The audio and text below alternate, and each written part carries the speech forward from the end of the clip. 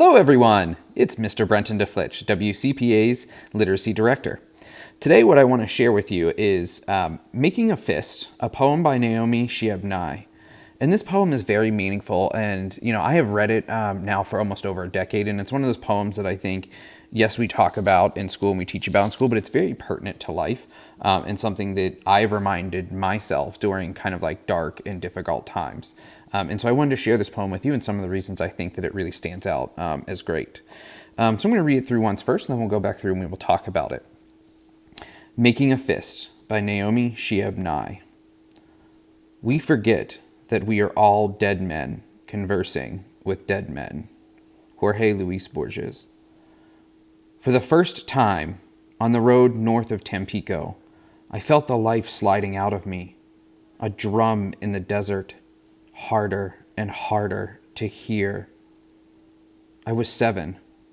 I lay in the car, watching palm trees swirl a sickening pattern past the glass. My stomach was a melon split wide inside my skin. How do you know if you are going to die?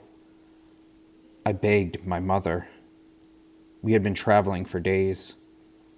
With strange confidence, she answered, when you can no longer make a fist. Years later, I smile to think of that journey, the borders we must cross separately, stamped with our unanswerable woes. I, who did not die, who am still living, still lying in the back seat behind all my questions, clenching and opening one small hand. Now, I hope that you found some connections within this poem, because I wanted to talk about a couple of things the poet does and why it's meaningful. So for me, one of the things that really stands out about this poem is the themes that are present in here. And there are many themes present in this poem. Like we always say, there is no such thing as a text having just one theme. And so the multitude of themes in this poem really make it stand out.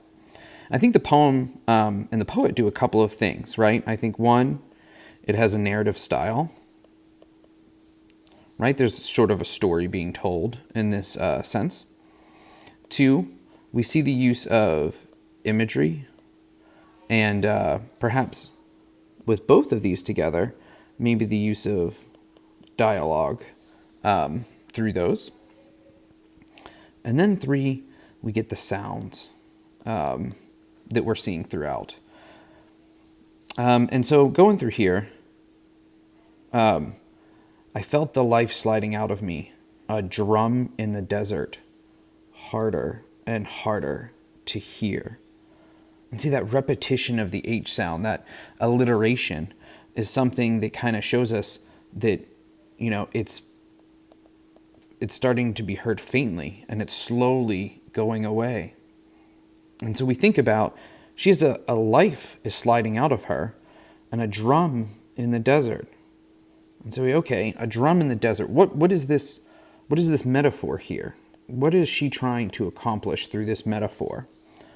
And so we start thinking, a drum in the desert. What beats in a place that maybe there isn't a lot of life, right? Because in a desert, there's not a lot of life. And here we see her life is leading her. And then she references this drum in the metaphor. So in my mind, if I think about life is sliding out in a place where there's not a lot of life, it's a drum, drums have a beat. So I think here, this metaphor is kind of revealing the heart. So the heart is leaving her, right? That drum is becoming harder and harder to hear. And so we think about, why would somebody say that they're on the road, they're in a car, the life is sliding out of them, it's becoming harder to hear? And maybe we can make this inference here that perhaps something is wrong with our speaker, this young 7-year-old girl. What could be happening to her? And so we ask ourselves, we look that she's watching palm trees swirl a sickening pattern. And so we get that alliteration again. Swirl a sickening pattern past the glass. Wow, that line is great. Watching palm trees swirl a sickening pattern past the glass. My stomach was a melon split wide inside my skin.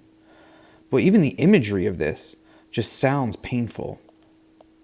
Right? You can almost feel what it's like for her to have her stomach split wide open. And this is achieved again through the use of figurative language by comparing her stomach and the way she's feeling to a melon, because maybe not all of us have experienced what it's like to have a stomach split in two, but what we have seen is we've probably seen a melon or a fruit similar kind of like split open, cut wide. And so we get the sense now that from this first stanza that something is wrong with our speaker, and that she is either sick or potentially dying. And we've also seen that in this idea of watching palm trees, we've all been in cars before where, we have not been feeling great and we kind of like lay down in the back seat or put our head against the glass in the car and we stare out. If we're really not feeling well, things do start to swirl together and start to blend with that nausea that's happening. But the next question really kind of starts to define what's happening. It's because the stanza sets up that she is not feeling well and something is happening to her. And she not just asks her mother, but she begs her mother for an answer. How do you know if you are going to die? That's a heavy question for a 7-year-old to be asking. Just as heavy for a mother of a 7-year-old to be answering. She acknowledges that they have been traveling for a long time. And so we think now maybe if they've been traveling this time, maybe it's not sick, but maybe there's an aspect of hunger here. Maybe it's the fact that her stomach feels like that because she hasn't had much to eat moving forward. But what I love is this mother's response right here. She had confidence in her that during whatever was happening at this moment, for these days of their traveling, to our speaker felt strange. But with that confidence, the mother says, when you can no longer make a fist. Going back to our title up here of making a fist, we know there's some extreme significance with the theme there. And for me, this is one of those moments that kind of like repeat in my head. I was recently really, really sick after all of this started. And, for me, I was laying in bed and there were moments where, it felt pretty bad. And I had that moment of like, man, with everything going on, your mind wanders and you start to think, how do you know if this moment is about to happen for you? And I, alone in my bed, feverish, sat there and kept squeezing my fist and said, as long as I can make a fist, I know that I have a fighting chance for that. And so, to me, that moment, the stanza and this line really are important because they apply to our lives. And then they're great knowledge that can be shared down for others. All right, continuing on to the final stanza here. We know that there's a break in time right here. So above this line, we have the journey. And below this line, we have the outcome. So in this journey where she's not feeling good, they're traveling. They're north of Tampico, which I believe is in Mexico. Worrying about whether or not they're going to live and die. Mother gives that strange point of confidence. And now we're at the outcome of that. Years later, so again, we have that kind of narrative time jump. I smile to think of that journey. So even though it was hard, it brings her extreme happiness. She says, the borders we must cross separately. Now, I think this is the line that really helps kind of pull together what might be happening under these lines. Now, remember with poetry, they try to take single events and kind of like make them applicable to as many people as possible, right? Everybody can kind of relate to that point of like, oh, I feel weak. Like, how do I know how weak I am? How do I know if I'm going to survive? How do I know how strong I am? But in this specific poem, we get the borders we must cross separately. We get the hunger. So we have an issue here of maybe perhaps this is dealing with migration, of families migrating north from Tampico. But additionally, not only borders might be those borders that separate countries, but maybe also those borders that separate the stages of life. And it's really interesting, because those are the borders we must cross separately, that we must do on our own. And she says that as we're crossing those are stamped with our unanswerable woes, sadness, and questions that we never have fully answered. But what we do realize in the outcome from this journey is that I, who did not die, who am still living, means that her mother did not survive this journey, did not fully survive. And to this girl, she is now still in that back seat. She is still clenching her fist. She is still showing that she has strength to survive.